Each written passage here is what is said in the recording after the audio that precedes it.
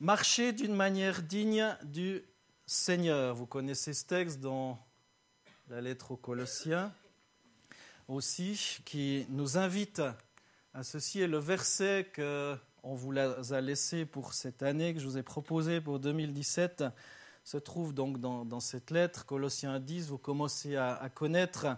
Marcher d'une manière digne du Seigneur pour lui plaire à tout point de vue. Portez des fruits en toutes sortes d'œuvres bonnes et croissez dans la connaissance de Dieu. Devenez puissants à tous égards par sa force glorieuse pour être toujours et avec joie persévérants et patients. Et ce que j'aimerais souligner ce matin au travers de ce thème de la prière, c'est cette persévérance et cette patience que l'apôtre Paul nous demande, nous invite à mettre en pratique. Paul dit qu'on doit marcher d'une manière digne du Seigneur. Et ça demande non seulement des forces, mais aussi de la persévérance et de la patience. La patience et la persévérance sont des signes de force, ce ne sont pas des signes de faiblesse, mais ce sont des signes de force, de grande force, où on va simplement se placer devant le Seigneur et être patient, être persévérant. Des fois, on dit, maintenant, il faut arrêter ce genre de choses. On a déjà demandé une fois, c'est bon, le Seigneur connaît. Mais je crois que dans la vie chrétienne, dans la vie de tous les jours, en famille, en couple ou de différentes manières, on a besoin de la persévérance, on a besoin de mettre en pratique également la patience. Dans Hébreux 10, verset 36, il est écrit, oui, vous avez besoin de persévérance pour accomplir la volonté de Dieu et obtenir ainsi ce qui vous est promis. Et notre persévérance doit être agissante dans la mission que Dieu nous a confiée. La Bible dit qu'on a tout pleinement en Jésus-Christ, et c'est vrai. Et cette persévérance doit aussi se manifester dans de nombreux aspects de notre vie spirituelle. Je vous en avais parlé lors de précédents messages, et ces aspects dans lesquels doivent se manifester cette persévérance, c'est dans l'aspect de l'amour, la foi, la sainteté. On doit persévérer dans ce choix de vivre dans l'amour, de vivre dans la foi, de vivre dans la sainteté en Jésus-Christ. On doit persévérer dans la prière, et c'est le thème d'aujourd'hui. Persévérer dans la prière, veillez-y avec une attitude de reconnaissance. On doit persévérer dans l'obéissance à la parole de Dieu, et dans la lettre de Jacques, au chapitre 1er, au verset 25, il est dit « Celui qui aura plongé les regards dans la loi parfaite, la loi de la liberté, et qui aura persévéré, n'étant pas un auditeur oublieux, mais se mettant à l'œuvre, celui-là sera heureux dans son activité. » Celui qui aura persévéré, celui qui aura plongé les regards dans la loi parfaite, la Bible, et celui qui persévère dans ces choses-là sera heureux. Pas juste une fois, pas juste deux fois, mais persévérer dans la durée. La persévérance se nourrit et tire sa force, et on l'a déjà vu dans la foi, dans la patience, dans la fidélité, parce que la foi provient de la conviction que ceux qui travaillent dans le royaume de Dieu le font jamais en vain. La patience éprouve aussi les motivations profondes de nos actes, et la fidélité nous permet de manifester aussi de l'endurance dans notre marche chrétienne, quelles que soient les circonstances. Et c'est tellement important de tenir bon et de demander l'accomplissement des promesses de Dieu dans nos vies, jusqu'à ce qu'on puisse les obtenir. Certaines personnes font la volonté de Dieu, revendiquent ce qu'il leur est promis, mais elles ne tiennent pas bon dans la durée. Elles ne tiennent pas sur la durée. Alors elles disent que ça n'a pas marché. J'ai essayé et ça n'a pas marché. Dans Hébreux 12, verset 1, il est écrit « Nous donc aussi, puisque nous sommes entourés d'une si grande nuée de témoins, rejetons tout fardeau et le péché qui nous enveloppe si facilement, et courons avec persévérance l'épreuve qui nous est proposée. » Cette si grande nuée de témoins, vous pouvez la découvrir dans la Bible, dans ce livre d'Hébreux 11 notamment, où il y a toute une liste. Et Hébreux 12, verset 1, fait suite. On est entouré d'une grande nuée de témoins. Et la Bible nous invite à rejeter tout fardeau et le péché qui nous enveloppe si facilement. C'est un choix. c'est une demande instante de la part de notre Seigneur de rejeter ce péché qui alourdit notre marche, de rejeter tout ce qui envahit nos pensées, de rejeter ces choses-là qui nous souillent et qui nous séparent du Seigneur. Parfois, on a soif de la bénédiction de Dieu. On a soif de voir des choses, mais le Seigneur a soif aussi de sainteté dans nos vies. Le Seigneur a soif de voir un peuple qui se met à part pour lui, qui se sanctifie, et c'est ce que veut dire sanctifier, c'est se met à part pour lui, et avance dans la sainteté. Dans la mesure où on avance d'un cœur sincère dans cette sanctification, dans cette mise à part, dans ce délestage de notre péché, le Seigneur veut aussi s'approcher de nous et nous accorder des bénédictions. J'en suis convaincu. Rejetons tout fardeau et le péché qui nous enveloppe si facilement. On n'est pas des êtres à part ou différents ou mauvais, mais déjà dans le Nouveau Testament, alors que l'auteur de cette lettre aux Hébreux écrit, il dit « Ce péché nous enveloppe si facilement ». Il y a déjà 2000 ans, voire plus, le péché enveloppait l'être humain si facilement. Et aujourd'hui encore, je crois que le péché enveloppe l'être humain si facilement. Et aujourd'hui encore, on est appelé à rejeter ce péché et à courir avec persévérance l'épreuve qui nous est proposée. Je vais vous montrer un extrait d'un film, vous l'avez certainement déjà vu pour plusieurs. Ça se trouve dans ce film War Room, qui nous invite à prendre position dans la prière. Et on va voir ça, je vous laisse découvrir ça. J'ignore où tu te caches, Satan. Mais je suis certaine que tu m'entends. Tu t'es joué de moi et de mon esprit. Tu as suffisamment profité de ma naïveté.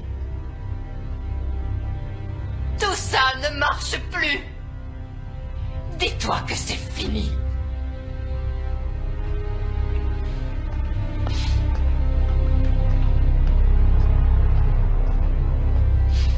Désormais, c'est Jésus qui règne dans cette maison. Ce qui veut dire qu'il n'y a plus de place ici pour toi. Alors prends tes sournoiseries, prends tous tes mensonges et tes odieuses accusations et sors d'ici, au nom de Jésus notre Maître.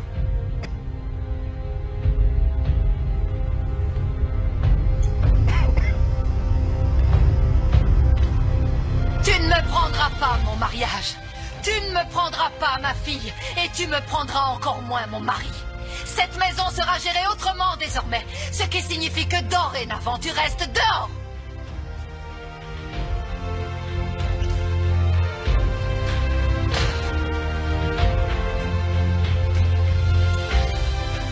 Et une dernière chose, j'en ai plus qu'assez que tu me ravisses ma joie, mais ça aussi ça va changer. Ma joie ne vient pas de mes amis, non, elle ne vient pas de mon travail, elle ne vient pas de mon mari non plus. Ma joie, je la trouve en Jésus. Et au cas où tu l'aurais oublié, Jésus t'a déjà vaincu. Retourne plutôt en enfer, là où est ta place, et laisse ma famille vivre en paix.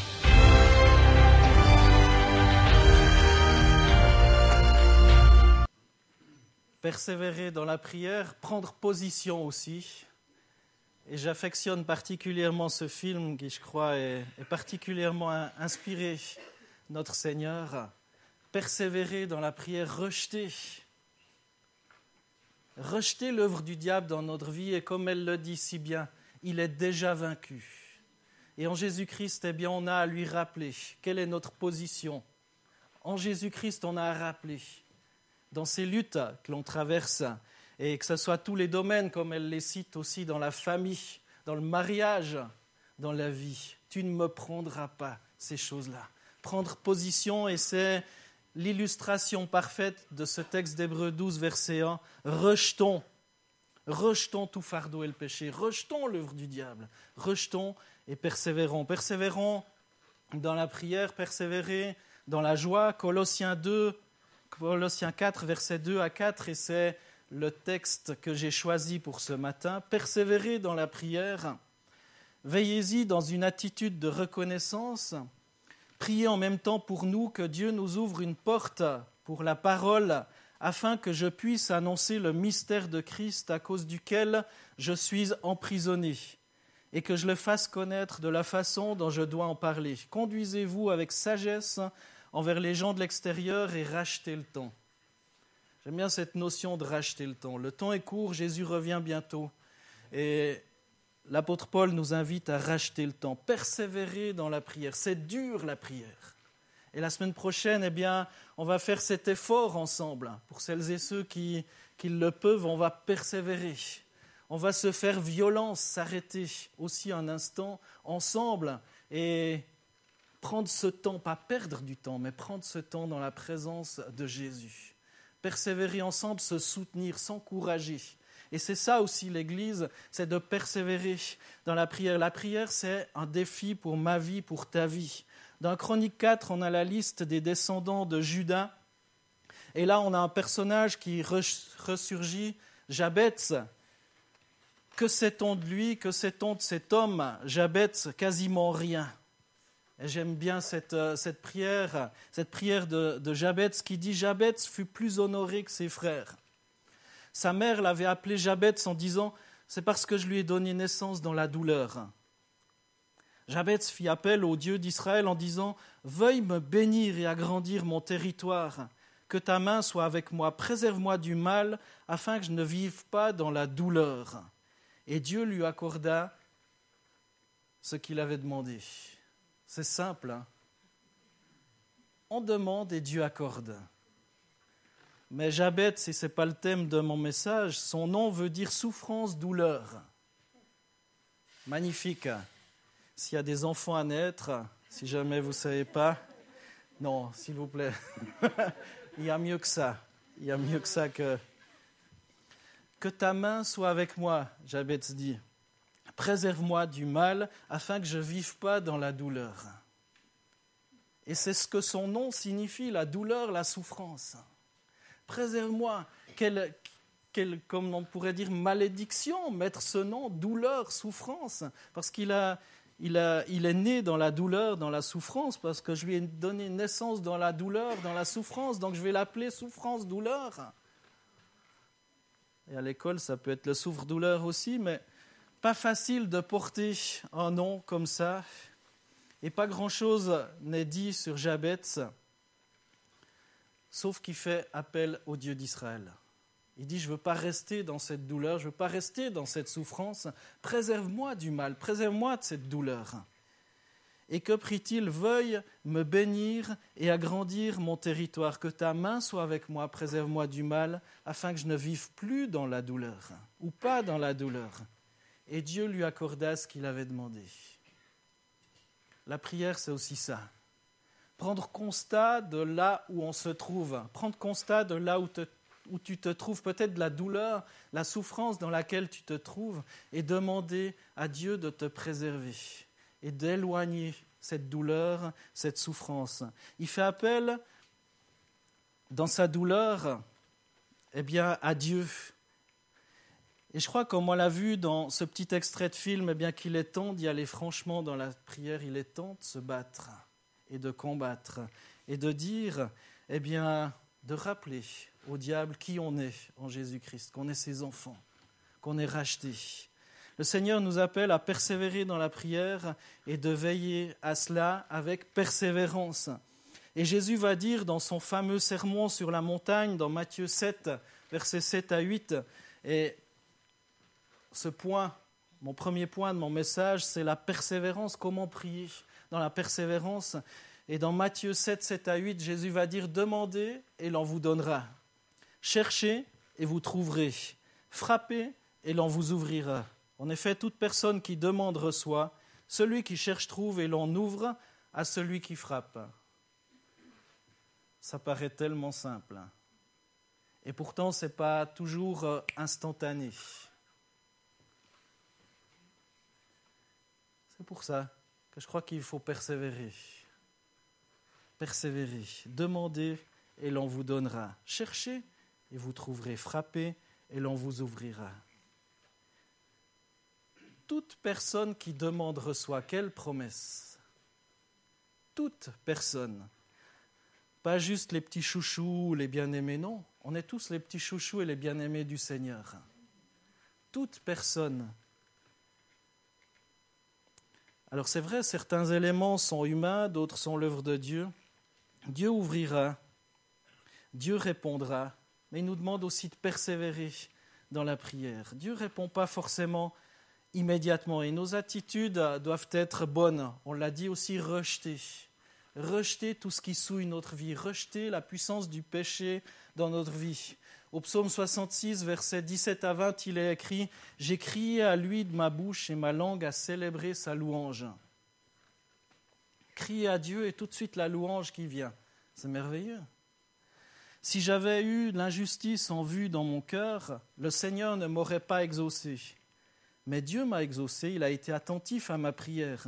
Béni soit Dieu, car il n'a pas rejeté ma prière, il ne m'a pas retiré sa bonté. Notre attitude, la rébellion, la désobéissance, l'indifférence, l'amertume, le manque de pardon doivent être réglés avant que peut-être le Seigneur nous réponde. Peut-être le Seigneur met le doigt aussi sur une attitude de cœur qui ne correspond pas à ce qu'il nous demande. Et on doit aussi vivre ce pardon, on doit aussi régler les choses dans notre vie. Et Dieu fera le reste. Dieu veut qu'on ait une bonne relation avec lui. Et dans ce verset 17 du psaume 66, « Si j'avais eu l'injustice en vue dans mon cœur, le Seigneur ne m'aurait pas exaucé. » Si j'avais eu ces choses-là, le Seigneur ne m'aurait pas exaucé. Et c'est important de se mettre à part, de se placer devant le Seigneur et de lui dire « Seigneur, je capitule devant toi. Je te laisse agir. » Et on va voir un autre extrait de ce film War Room. Ça dure 3 minutes 08. A besoin de grâce. De grâce? Je ne sais pas s'il mérite la grâce. Est-ce que vous la méritez? Miss Clara, vous avez le don de me mettre au pied du mur et de me faire sentir coupable. J'ai éprouvé la même chose. Mais la question qui demeure, c'est est-ce que vous méritez la grâce?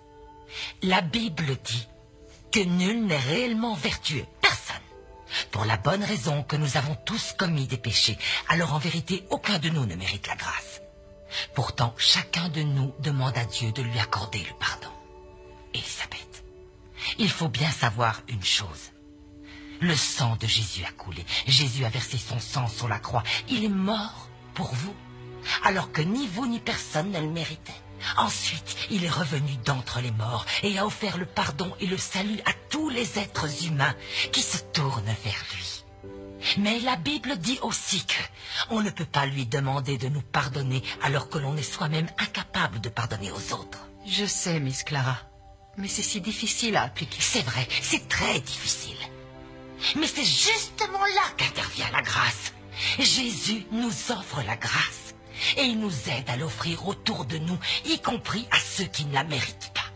Nous méritons tous de passer en jugement. C'est d'ailleurs le sort que réserve le Dieu très saint aux personnes qui refusent de se repentir et de croire en son Fils. J'ai dû moi aussi pardonner de très nombreuses choses à mon Léo. Et ça n'a pas été facile, mais ça m'a libérée. Élisabeth, il n'y a pas assez de place pour vous et pour Dieu sur le trône de votre cœur. C'est Dieu ou c'est vous, l'un ou l'autre. Vous devez descendre de votre trône.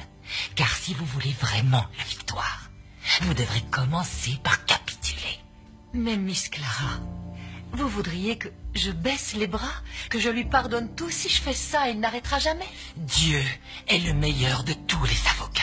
Ayez confiance en lui, croyez-moi. Reposez-vous sur lui et concentrez-vous sur le véritable ennemi. Le véritable ennemi? Celui qui souhaite rester caché. Celui qui tente de vous distraire, de vous tromper et de vous éloigner, vous séparer à la fois de Dieu et de votre mari. Car c'est ainsi qu'il œuvre. N'oubliez pas que Satan vient pour voler, tuer et détruire. Et il est en train de voler votre joie. Il veut tuer votre foi en Dieu et il essaie de détruire votre famille. Si j'étais vous, je clarifierais ma relation avec le Seigneur. Et j'ai besoin que vous meniez votre combat en prière. Vous devez chasser le véritable ennemi hors de chez vous avec la parole de Dieu. Il est grand temps de vous battre, Elisabeth. Il est temps de vous battre pour votre couple. Il est temps de vous battre contre le véritable ennemi. Il est temps de retrousser vos manches et d'y aller franchement. Ça vous convainc? Il est temps. Elle est juste phénoménale, cette personne. Il est temps de retrousser nos manches et d'y aller franchement. Pas de façon timorée, il est temps. Il est temps et il y a tout un message. Si vous n'avez pas vu ce film, je vous invite vraiment à vous le procurer, à le voir. Il se trouve également sur YouTube. Mais ça fortifie la foi et ça encourage aussi notre vie de prière. Notre désir aussi est bien de ne pas simplement baisser les oreilles, mais relever la tête et se saisir de la parole de Dieu. Et elle invite, Miss Clara, elle invite à se saisir de la parole de Dieu. À se saisir de la parole de Dieu. On ne peut pas passer outre la parole du Seigneur. Laisser de côté toute cette amertume, toute cette rébellion, toutes ces choses, tout ce manque de pardon et revenir à Jésus. Et notre confiance envers Dieu doit aussi être fortifiée. Au psaume 27, 10 à 14, il écrit « Même si mon père et ma mère viennent à m'abandonner, l'Éternel m'accueillera.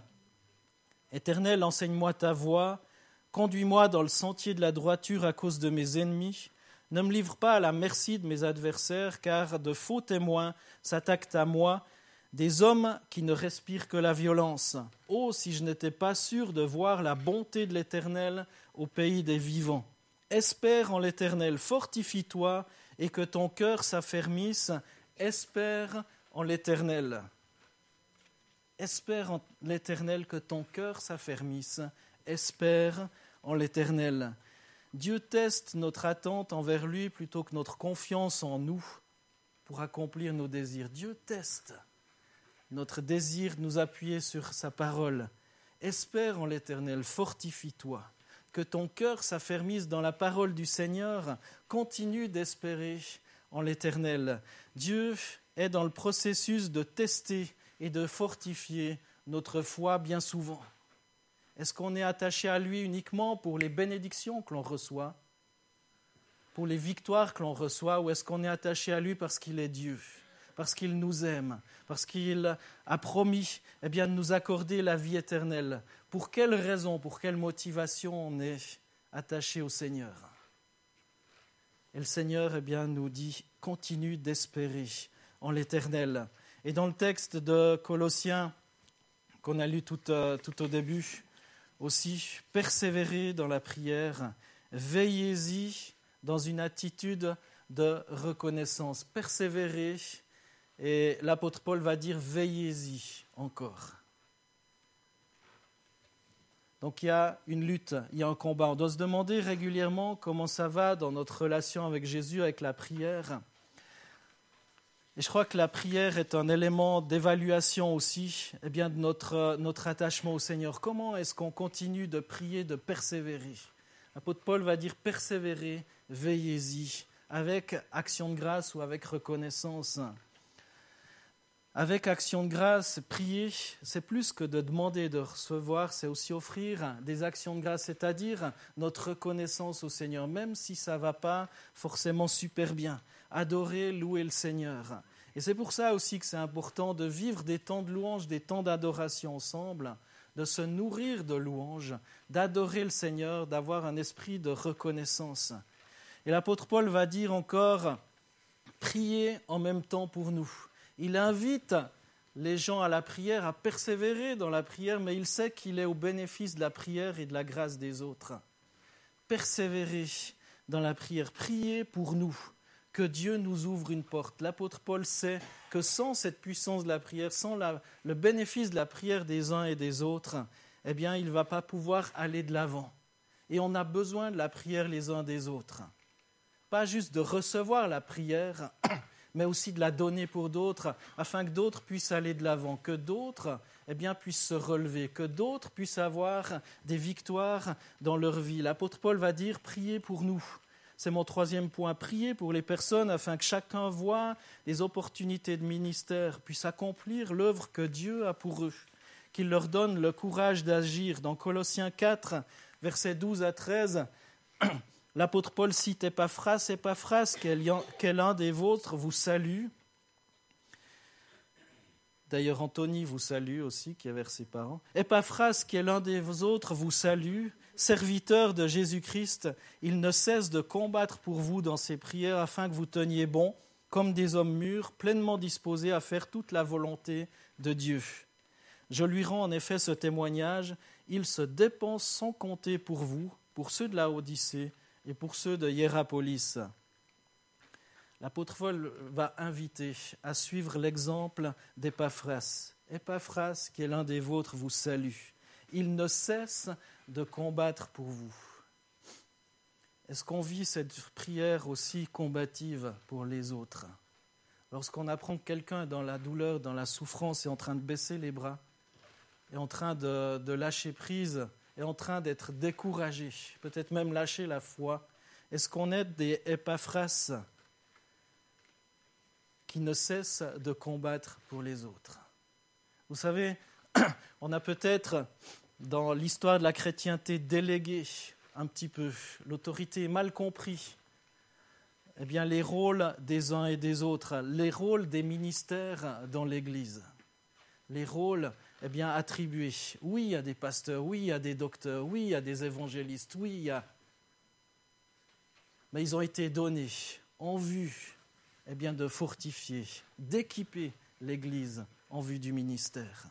Ils ont été donnés à l'Église afin d'équiper l'Église entière qu'on est en vue du ministère. Et ce n'est pas juste le pasteur, les anciens, quelques personnes qui accomplissent le ministère, mais toutes les personnes, entre guillemets, qui ont des responsabilités différentes, comme moi ou les anciens, on est là aussi pour équiper les autres en vue de l'accomplissement du service.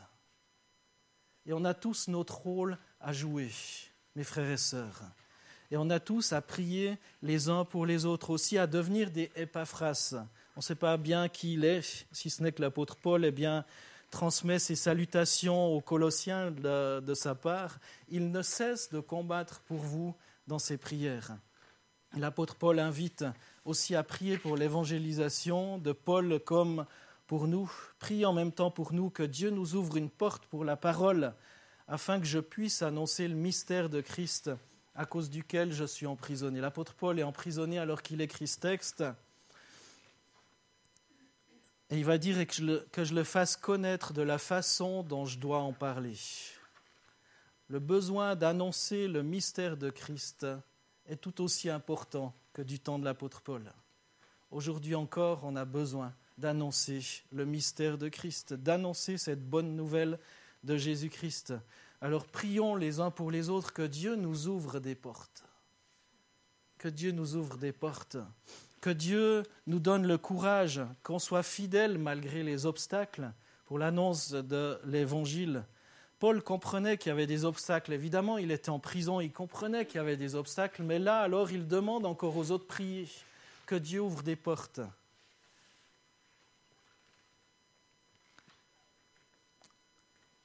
Et que Dieu guide les circonstances afin qu'il lui donne des opportunités à travers lesquelles Dieu était au contrôle.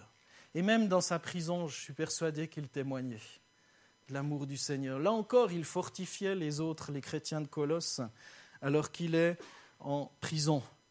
Alors ce que j'avais à cœur de vous partager ce matin, c'est cette importance de prier, cette importance de persévérer, cette importance de veiller à cette attitude de reconnaissance, à cette attitude de prière. Cette prière au nom de Jésus, en proclamant la parole de Dieu, en ressaisissant cette parole de Dieu dans notre vie. Et je terminerai avec Jean 14, versets 13 à 14, où Jésus va dire « Tout ce que vous demanderez en mon nom, je le ferai, afin que la gloire du Père soit révélée dans le Fils. Si vous me demandez quelque chose en mon nom, je le ferai. Si vous demandez quelque chose en mon nom, je le ferai. » Ce n'est pas moi qui le dis, c'est Jésus. Alors c'est une parole digne d'être crue, digne de confiance.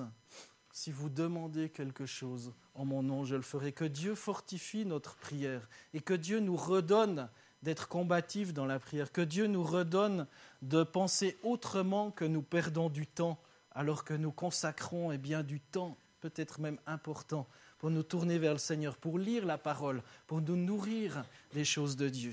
Aujourd'hui, on est dans un monde de fast-food où on voudrait que les choses se passent d'un claquement de doigts.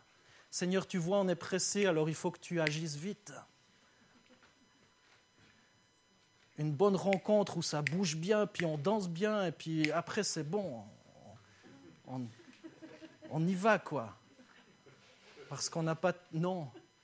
Je crois que si Paul encourage à persévérer, à veiller, c'est qu'il y a encore aujourd'hui un effort à fournir, peut-être même plus important qu'avant, alors que si on voulait se rendre peut-être à Lausanne du temps de l'apôtre Paul, eh bien vous vous imaginez le temps à pied ou à canasson, le temps qu'il fallait. Persévérer, veiller. On se rendait compte que le temps avait une valeur, peut-être beaucoup plus que maintenant. Maintenant, la valeur du temps, c'est juste, on pense que ça coûte tant de l'heure. Et il y a une pièce qui tombe à chaque seconde pour certains, ou enfin plus vite pour certains que d'autres. Mais persévérer, considérons que Dieu veut qu'on continue d'être dans sa présence. Et je crois que la prière, c'est aussi le moyen que Dieu a choisi pour qu'on soit dans sa présence. Parce que Dieu aime votre présence. Dieu aime ma présence. Et on va continuer ces choses-là.